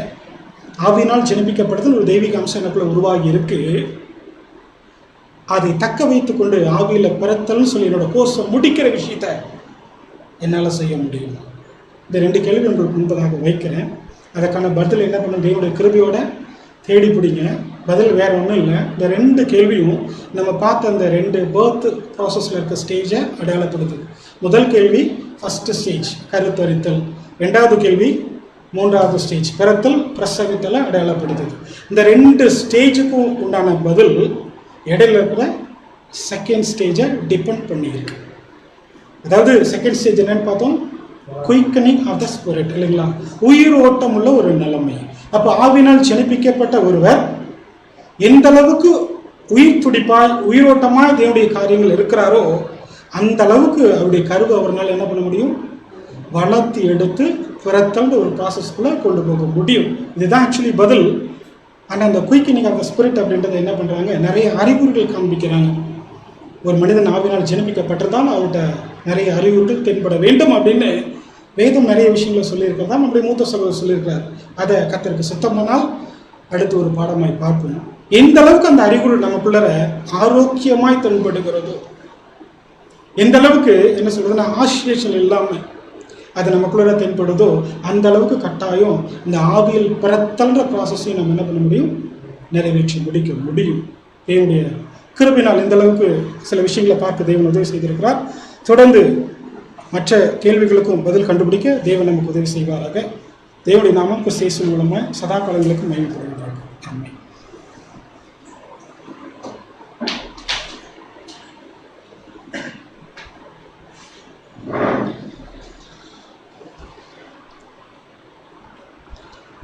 கிறிஸ்துவுக்குள் பிரியமுள்ள சகோதர சகோதரிகளே, இன்றைய நாள் கூட நம்முடைய அன்பு சகோதரர் வாயிலாக நம்முடைய பிதாவாகிய தேவன் நமக்கு ஒரு உன்னதமான ஒரு சத்திய பாடத்தை வெளிப்படுத்தியிருக்கிறார். அதற்காக நம்முடைய ஆண்டவராகிய இயேசு கிறிஸ்துவின் வழியாக நாம் 1000 துதிசோதனை எடுத்துக்கொள்ளலாம். சகோதரர் இன்னைக்கு நம்ம எடுத்துரைத்த ஒரு சத்திய பாடம் ஆவியில் ஜனிப்பிக்கப்படுதல். பிரதர் பாடத்தினுடைய ஆரம்பத்திலேயே நமக்கு தெளிவாக சொன்னாங்க. இது வந்து ஒவ்வொரு வேதமானவர்களும் கட்டாயம் இதை பற்றின ஒரு புரிதல் இருக்கணும் அப்படிங்கிறத குறித்து சொன்னாங்க. ஏன் அப்படின்னு சொன்னால், இந்த என்ன செய்ய போகிறோம், என்ன ஆக போகிறோங்கிறதே தெரியாமல் இருந்தால், பிளானே நமக்கு இல்லை அப்படின்னு சொன்னால் நம்ம எப்படி அதை எக்ஸிக்யூட் பண்ணுவோம், நம்ம செயல்படுத்துவோம், நம்ம நடக்கையில் எப்படி காட்டுவோம் அப்படிங்கிறத குறித்து நமக்கு இன்னைக்கு சொல்லியிருக்கிறாங்க. அது வந்து இந்த ஆவியில் ஜனிப்பிக்கப்படுதல் அப்படிங்கும்போது அநேக காரியங்கள் இன்னும் நம்ம பார்க்க வேண்டிய விஷயங்கள் இருக்குது. இது வந்து வெறும் அறிமுக வகுப்பு தான் அப்படிங்கிறது கூட பிரதர் நம்ம சொல்லியிருக்காங்க. உண்மையாகவே ஞானஸ்தானம் எடுத்தாலே போதும், நம்ம வந்து சபையாயிரலாம் அப்படின்னு புரிஞ்சு கொண்டிருக்கூடிய சகோதர சகோதரர்களுக்கு அது மாத்திரம் ஒரு குவாலிஃபிகேஷன் அல்ல. இன்னும் நம்ம அடைய வேண்டிய காரியங்கள் அநேகம் இருக்குது. அதில் ஞானஸ்தானத்தை தொடர்ந்து நம்ம வந்து ஜலத்தில் மூழ்கி எடுத்தால் பத்தாது, ஜலத்திலேருந்து தண்ணிக்குள்ளே போயிட்டு கரையேறினா மாற்றம் பத்தாது. அதை தொடர்ந்து நம்ம ஆண்டவர் இயேசு கிறிஸ்துக்கு பரிசுத்த ஆவி கொடுக்கப்பட்டது போல, அப்போஸ்தலர்களுக்கும் சீசர்களுக்கும் அந்த பெந்தகோஸ்து நாளே ஆவி கொடுக்கப்பட்டது போல, நாம் அந்த ஆவியை பெற்றுக்கொண்டு அதன் மூலம் நம்ம புதுசிருஷ்டி கரு தான் உருவாயிருக்கு. அந்த கருவை வந்து நம்ம என்ன பண்ணுறோம் அப்படின்னா, அதை வந்து பாதுகாத்து பராமரித்து வரக்கூடிய அந்த ஒரு ப்ராசஸை நம்ம அன்பு சகோதரர் கொடுத்துருக்காங்க. இப்போ எல்லாருக்கும் கரு இருக்கா அப்படின்னு சொன்னால், அதை தேவன் அதுக்கு ஒரு சில அடையாளங்கள் நம்ம கொடுத்துருக்குறாங்க. கரு பெற்றிருக்கக்கூடிய ஒரு ஸ்திரீ, கருவுற்றிருக்கக்கூடிய ஸ்திரீ இடத்துல ஒரு அநேக அடையாளங்கள் இருக்குது நம்ம பார்க்குறோம். மாம்ச பிரகாரமாக ஆவிக்குரிய விதத்தில் நம்ம கரு பெற்றுக்கிறோம் அப்படின்னு சொன்னால் அதுலேயும் அநேக அடையாளங்கள் இருக்கிறத நம்ம புரிஞ்சு வரணும். நான் சொல்கிற விஷயம் உங்களுக்கு புரிய நினைக்கிறேன். இப்போது கரு பெற்றுருக்கிறாங்கன்னா அவங்களுக்குள்ள ஒரு சிம்டம்ஸ்லாம் இருக்குது. வாமிட் எடுக்கிறாங்க, அப்புறம் வந்து தலை சுத்துன்னு சொல்கிறாங்க. இதெல்லாம் என்னங்க ஒரு அடையாளம். அது மூலமாக அவங்களுக்குள்ள வந்து உணர்றாங்க, கரு வளர்ச்சியை உணர்றாங்க. அந்த கரு எப்படி எலிசபெத்துடைய வயிற்றில் யோவான் துள்ளுனதெல்லாம் வந்து அவங்க எப்படி ஃபீல் பண்ணாங்களோ அந்த மாதிரி நம்ம வயிற்றுலையும் கிறிஸ்துன்ற கரு துள்ளணும் அப்படின்னா வளருதுன்னு அர்த்தம். அந்த வளர்ச்சியை நம்ம உணரக்கூடிய பிள்ளைகளாக நம்ம இருக்கிறோமா அப்படிங்கிறதெல்லாம் நம்ம பார்க்கணும். இனி வரக்கூடிய சத்திய பாடங்கள் மூலமாக இன்னும் அதிக தெளிவு தேவன் நமக்கு கொடுப்பாங்கிறதோடு நம்ம விசுவாசத்தை பார்த்து நம்ம நிறைவு செய்யலாம். தூது கொடுத்த நம்முடைய அன்பு சகோதரருக்கு சபையின் சார்பாக நம் நன்றிகளையும் வாழ்த்துக்களையும் நாம் தெரிவிப்போம். இது போன்ற சத்திய பாடங்கள் தொடர்ந்து தேவன் எடுத்து சகோதரர் மூலமாக உரைக்க சகோதரை அதிகமாக எடுத்து பயன்படுத்த வேண்டுமா கூட இந்த வேலை நாம் சகோதரருக்காக நம்ம அதிகமாக ஜெபித்துக் கொள்ளலாம். இந்த நாளுக்குரிய இறைவன் நிகழ்ச்சிகளை வாசி கேட்போம்.